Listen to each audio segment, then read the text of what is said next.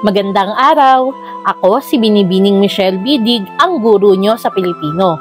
Ngayong araw ay mapakikinggan natin ang isang parabola mula sa Aklat ni Mateo, Kabanata 20, talata 1 hanggang 16 ng Bagong Tipan.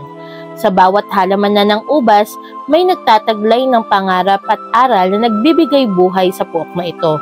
Subaybayan natin ang kwento ng isang may-ari ng ubasan na nagbibigay halaga sa bawat manggagawa sa kanyang ubasan. Ang kaharian ng langit ay may tutulad sa isang taong lumabas ng maagang maaga upang humanap ng manggagawa para sa kanyang ubasan. Nang magkasundo na sila sa upa na isang salaping pilak sa maghapon, ang mga manggagawa ay pinapupunta niya sa kanyang ubasan. Lumabas siyang muli ng mag-ikasyam ng umaga at nakakita siya ng iba pang tatayo-tayo lamang sa palengke. Sinabi niya sa kanila, "Pumunta din kayo at magtrabaho sa aking ubasan at bibigyan ko kayo ng karampatang upa." At pumunta nga sila.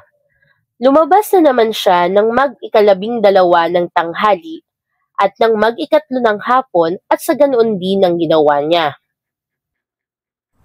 Nang mag-5 na ng hapon, siya'y lumabas muli at nakakita pa ng mga ibang wala ring ginagawa. Sinabi niya sa kanila, "Bakit tatayo-tayo lang kayo dito sa buong maghapon?" "Kasi po'y walang magbigay sa amin ng trabaho," sagot nila. Kaya't sinabi niya, "Kung gayon, pumunta kayo at magtrabaho kayo sa aking ubasan." Nang gumabi na, sinabi ng may-ari ng ubasan sa kanyang katiwala, "Tawagin mo na ang mga manggagawa at bayaran mo sila magmula sa huli hanggang sa unang magtrabaho." Ang mga nagsimula ng mag-5 ng hapon ay tumanggap ng tig-1 salaping pilak. Nang lumapit ang mga nauna, inakala nilang tatanggap sila ng higit doon. Ngunit ang bawat isa'y binayaran din ng tagi-1 salaping pilak. Nagreklamo ang mga nagtrabaho sa may-ari ng ubasan. Sinabi nila, "Isang oras lamang gumawa ang mga huling dumating, samantalang maghapon kaming nagtrabaho at nagtiis sa nakakapasong init ng araw. Bakit naman pinagpapare-pareho niyo ang aming upa?" Sumagot ang may-ari ng ubasan sa isa sa kanila, "Kaibigan, hindi kita dinadaya. Hindi ba't nagkasundo tayo sa isang salaping pilak? Kunin mo ang para sa iyo at umalis ka na.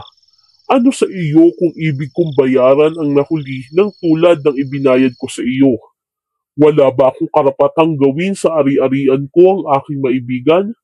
Kayo ba'y naiinggit dahil ako'y nagmagandang loob sa iba?" Ayon nga kay Jesus, ang nahuhuli ay nauuna at ang nauuna ay mahuhuli.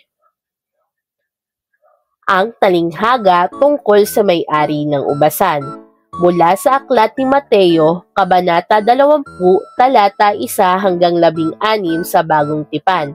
Muli, ako si Binibining Che. Huwag kalimutang i-like, i-share at i-subscribe ang aking YouTube channel para sa mga iba pang aralin sa Pilipino. Salamat! Hanggang sa muli!